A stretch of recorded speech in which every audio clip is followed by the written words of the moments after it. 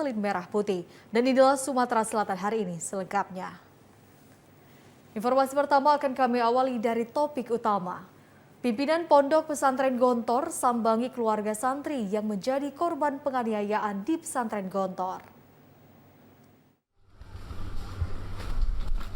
Pimpinan Pondok Pesantren Gontor Akrim Mariat beserta rombongan mendatangi kediaman keluarga santri yang tewas diduga dianiaya senior dan berziarah ke pemakaman korban di TPU Selayur, Kecamatan Kalidoni, Palembang. Akrim Mariat menyatakan kedatangannya untuk menyampaikan bela sungkawa secara langsung kepada keluarga korban dan menggelar doa bersama.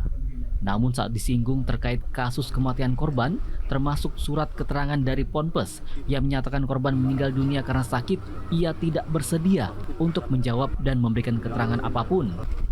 Menurutnya hal itu hanya disampaikan oleh juru bicara Ponpes Gontor.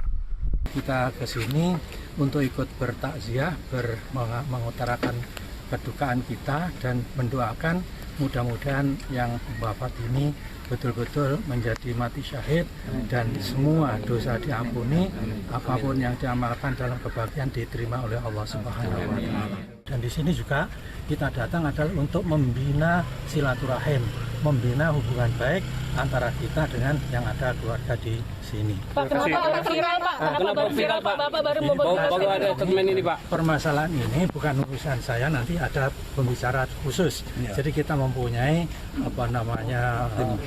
tim dan juru bicara sendiri.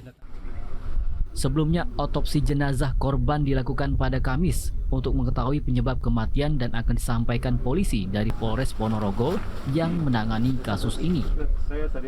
Romiko, TVRI Sumatera Selatan melaporkan.